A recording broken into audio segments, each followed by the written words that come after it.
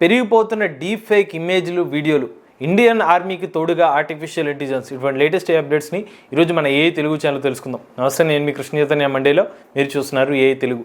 మొదటిగా latest updates కోసం ఖచ్చితంగా మన ఏఐ తెలుగు ఛానల్ సబ్స్క్రైబ్ చేసుకోండి. అలానే మీలో విద్యార్థులు కానివ్వండి, లేకపోతే ఉద్యోగస్తులు కానివ్వండి, ఎవరైనా కానివ్వండి, ఏఐ తెలుగు ఛానల్ కంపల్సరీగా రోజు ఫాలో అవ్వండి.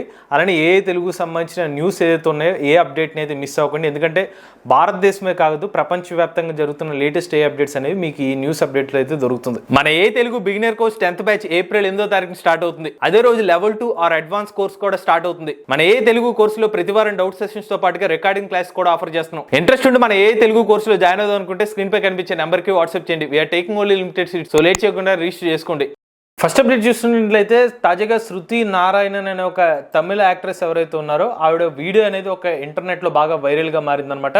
అయితే ఆ కాంట్రవర్సీకి ఈవిడ ఒక రెస్పాన్స్ అయితే ఇచ్చారనమాట. ఏ సంబంధించిన వీడియోస్ని నమ్మకండి, మీ ఇంట్లో కూడా లేడీస్ అయితే ఉంటారు, ఇటువంటి వీడియోస్ని అయితే బాగా వైల్డ్ ఫైర్గా అయితే స్ప్రెడ్ చేస్తున్నారు, వాటిని అయితే చేయకండి అయితే చెప్తున్నారు. ఎందుకంటే ఈ మధ్యకాలంలో ఏ వీడియోస్ కూడా ఎలా అయితే వస్తున్నాయంటే సుమారుగా అది రియల్ ఆ ఫేక్ అనేది కనిపెట్టని విధంగా ఏ వీడియోస్ని అయితే డెవలప్ చేస్తున్నారు. ముఖ్యంగా ఎలాంటి వాళ్ళు బలవుతున్నారంటే యాక్టర్స్ కానివ్వండి, ఫేమస్ సెలబ్రిటీస్ కానివ్వండి, వీళ్ళ మీద టార్గెట్ చేసి స్కామర్స్ ఇటువంటి వీడియోస్ అయితే డెవలప్ చేస్తున్నారు. ఇలా డెవలప్ చేయడం వల్ల ఏంటంటే వాళ్ళకి డబ్బులకు అమ్ముకుంటూ ఉంటారు ఇటువంటి ఫేక్ వీడియోస్. సో కొంచెం చెక్ చేసుకోండి, మీరు చూసే వీడియో ఒరిజినల్ వీడియోనా ఫేక్ వీడియో తెలియకుండా వేరే వాళ్ళ మీద అబాండాలు అయితే వేయకండి. నెక్స్ట్ చూసినట్లయితే ఐఐటి బాంబే గ్రాడ్యుయేట్ స్టార్ట్ చేసిన ఎన్ట్విన్ ఏఐ అనే ఒక స్టార్ట్అప్ కంపెనీ వాళ్ళకి 5 కోట్ల రూపాయల ఫండింగ్ అయితే వచ్చింది. వై కాంబినేటర్ అనేది వీళ్ళ ఫండింగ్ సోర్స్ ద్వారా అనమాట. మరి వీళ్ళు డెవలప్ చేసిన ఎన్ట్విన్ అనే ఒక స్టార్ట్అప్ వీళ్ళ ప్రాబ్లంకి ఏ సొల్యూషన్ ఇస్తారు, వీళ్ళ ఏ మోడల్ ఏం చేస్తుందంటే ప్రజెంట్ డ్రగ్స్ సంబంధించిన డిస్కవరీస్లో ఎఫ్డిఐ డ్రగ్ అప్రూవల్ ప్రాసెస్ ఏదైతే ఉందో కొంచెం కాంప్లెక్సిటీస్ అయితే ఎక్కువ ఉంటాయి, టైం చాలా ఎక్కువ తీసుకుంటుంది. కాబట్టి దాన్ని కొంచెం టైం తగ్గించే విధంగా, రెగ్యులేటరీ వర్క్స్ని స్పీడప్ చేసే విధంగా, దాంతోపాటుగా కంప్లైంట్స్ కాస్ట్ని తగ్గించే విధంగా వీళ్ళు ఒక ఏ మోడల్ అయితే డెవలప్ చేస్తున్నారు. దానికోసం అయితే వీళ్ళకి ఫండింగ్ అయితే వచ్చింది. నెక్స్ట్ చూసినట్టయితే ఢిల్లీ ప్రభుత్వం ఆర్టిఫిషియల్ ఇంటెలిజెన్స్తో పవర్ చేస్తున్న 360 డిగ్రీ కెమెరాస్ని అలానే 4D రాడార్ ఇంటర్సెప్టర్స్ని అయితే యూజ్ చేస్తున్నారు. దేనికోసం అంటే ట్రాఫిక్ వైలేటర్స్ ఎవరైతే ఉన్నారో వాళ్ళని డిటెక్ట్ చేసి వాళ్ళని ఫైన్ వేయడం కోసం. వాస్తవానికి రెగ్యులర్గా మనం చూస్తూ ఉంటే సీసీటీవీస్ అయితే కనిపిస్తే సీసీటీవీలో రికార్డ్ అయిన ఫుటేజ్ చూసి మాన్యువల్గా ఎవరైనా ట్రాఫిక్ వైలేట్ చేస్తే దానికి ఫైన్స్ పంపిస్తారు. బట్ వీళ్ళు ఏఐని ఇంటిగ్రేట్ చేయడం ద్వారా ఏంటంటే ఆటోమేటిక్గా 360 డిగ్రీస్లో ఆ కెమెరా డిటెక్ట్ చేస్తూ ఉంటుంది. ఇన్ కేస్ ఎవరైనా ట్రాఫిక్ రూల్స్ని వైలేట్ చేసి ముందుకు వెళ్తే దాన్ని సెన్స్ చేస్తుంది. కాబట్టి పలానా వ్యక్తి సిగ్నల్ జంపింగ్ చేశారా, లేకపోతే హెల్మెట్ లేకుండా రైడ్ చేశారా, వీటిని చెక్ చేసుకుని ఆటోమేటిక్గా ఫైన్ అయితే వెళ్తుంది అనమాట. వీళ్ళకి టైం అయితే సేవ్ అవుతుంది, ఎక్కువ వరకు ఎఫెక్టివ్గా వర్క్ చేసే అవకాశం అయితే లభిస్తుంది. నెక్స్ట్ చూసినట్లయితే E2E క్లౌడ్ కంపెనీ వాళ్ళు భారతదేశంలో మ్యాసివ్గా ఎన్విడియా సంబంధించిన H200 GPUస్ని అయితే ఇక్కడ తీసుకురావడం జరిగిందనమాట. వీళ్ళ క్లౌడ్ కంప్యూటింగ్ సంబంధించిన ఆపరేషన్స్ను మరింత ఎఫెక్టివ్గా వర్క్ చేయించడం కోసం ఈ H200 GPUస్ని అయితే ఆర్డర్ పెట్టినట్టుగా తెలుస్తుంది. సో ప్రజెంట్ భారతదేశంలో ఇంత భారీగా ఎన్విడియా H200 GPUస్ని ఆర్డర్ పెట్టింది ఈ కంపెనీ అనమాట. వీళ్ళు 1024 ఎన్విడియా H200 GPUస్ని అయితే ఆర్డర్ పెట్టడం జరిగింది. ఇలా జీపీఎస్ని తీసుకురావడం వల్ల ఏంటంటే వీళ్ళ ఓవరాల్గా కంప్యూటింగ్ సంబంధించిన రీసోర్సెస్ని అయితే పెంచుకోగలుగుతున్నామని చెప్తున్నారు.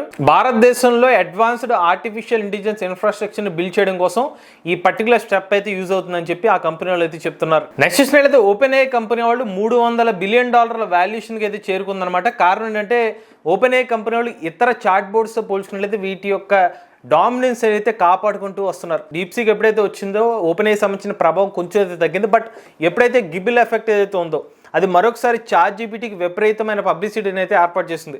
జస్ట్ లాస్ట్ వీక్లోనే మిలియన్స్ పైగా కొత్త సబ్స్క్రైబర్స్ అయితే చాట్ జీపీటీకి అయితే యాడ్ అవ్వడం జరిగింది. సో ఈ పాపులారిటీ ఏదైతే ఓపెన్ ఏఐ కంపెనీకి వస్తుందో దానివల్ల వీళ్ళ కంపెనీ వాల్యుయేషన్ కూడా బెనిఫిట్ కింద మారిందన్నట్టు. ఇప్పుడు ఓపెన్ ఏఐ కంపెనీ వాళ్ళ వాల్యుయేషన్ $300 బిలియన్ అయితే చేరుకుంది. నెక్స్ట్ చూసినట్టయితే తెలంగాణ ప్రభుత్వం ప్రాపర్టీ రిజిస్ట్రేషన్ సిస్టంలో ఆర్టిఫిషియల్ ఇంటెలిజెన్స్ టెక్నాలజీని అయితే యూజ్ చేయబోతున్నారు. మరి ఈ ఏఐ టెక్నాలజీని ప్రాపర్టీ రిజిస్ట్రేషన్ సిస్టంలో యూజ్ చేయడం ద్వారా ఉపయోగం ఏంటంటే ట్రాన్స్పరెన్సీ పెరుగుతుందన్నమాట. కరప్షన్ ఏదైతే ఉందో సబ్ రిజిస్ట్రార్ ఆఫీసెస్లో కొంచెం కరప్షన్ ఏది జరుగుతుంది, దాన్ని పూర్తిగా అరికట్టే విధం కోసం ఏఐ టెక్నాలజీని అయితే యూజ్ చేయబోతున్నారు. అలానే సాధారణంగా ఈ రిజిస్ట్రేషన్ టైం వచ్చి గంటల సమయం పడుతుందన్నమాట. బట్ ఇప్పుడు ఈ ఏఐ టెక్నాలజీని యూజ్ చేయడం ద్వారా కేవలం 10 నుండి 15 నిమిషాల్లోనే ఈ రిజిస్ట్రేషన్ ప్రాసెస్ని కంప్లీట్ చేసుకోవచ్చు అని చెప్తున్నారు. నెక్స్ట్ చూసినట్లయితే హైదరాబాద్కు చెందిన ఐటీ సొల్యూషన్ ప్రొవైడర్ న్యూరోజైన్ సిస్టమ్స్ వాళ్ళు IBM కంపెనీ వాళ్ళతో కొలాబరేట్ అయ్యారు అనమాట. వీళ్ళ కంపెనీలో ఏ రిలేటెడ్ ప్లాట్ఫామ్ అయితే డిజైన్ చేసుకుంటున్నారు. దేనికోసం అంటే transform letter of credit LC processing ఏదైతే ఉందో దీన్ని ఫైనాన్షియల్ ఇన్స్ట్రుమెంట్ కోసం ఎక్కువ యూజ్ చేస్తుంటారు అనమాట. ఇంటర్నేషనల్ ట్రేడ్ చేసే వాళ్ళకి పేమెంట్ సెక్యూరిటీ కోసం యూజ్ చేసే మెథడ్ అనమాట లెటర్ ఆఫ్ క్రెడిట్ అని. ఈ లెటర్ ఆఫ్ క్రెడిట్ ప్రాసెసింగ్ ని మరింత సెక్యూర్ గా పెంచడం కోసం వీళ్ళు ఏ టెక్నాలజీని యూజ్ చేయడం కోసం వీళ్ళు IBM కంపెనీ వాళ్ళతో అయితే ఇంటిగ్రేట్ అయినట్టుగా తెలుస్తుంది. నెక్స్ట్ చూసినట్లయితే తాజాగా సోషల్ మీడియాలో కాంచా గచ్చిబౌలి సంబంధించిన ఫారెస్ట్ సంబంధించిన కొన్ని ఇమేజెస్ అయితే వైరల్ గా మారుతుంది అనమాట. ఉదాహరణకి ఈ ఇమేజ్ ని చూడండి, ఇక్కడ జంతువులు అయితే ఉన్నాయన్నమాట, జింకలు కానివ్వండి, నెమలకు సంబంధించిన ఇమేజ్ అయితే ఉంది. బట్ వాస్తవానికి ఇది ఒక AI జనరేటెడ్ ఇమేజ్ అనమాట. బట్ ఈ సోషల్ మీడియాలో ఈ ఇమేజ్ అనేది బాగా స్ప్రెడ్ అవుతుంది. ఒకసారి గుర్తించండి, ఇది నిజమైన ఇమేజ్ కాదు. ఇక్కడ కనిపిస్తున్న జంతువుల్ని ఆర్టిఫిషియల్ ఇంటెలిజెన్స్ తో యాడ్ చేశారు. అలానే ఇంకొక ఫేక్ ఇమేజ్ కూడా బాగా వైరల్ గా మారింది. మహేంద్ర సింగ్ ధోని గారు BJP పార్టీలో జాయిన్ అయినట్టుగా చెప్పే విధంగా అయితే ఇమేజ్ అయితే ఉంది. బట్ వాస్తవానికి ఇది AI తో జనరేట్ చేసిన ఇమేజ్ అనమాట.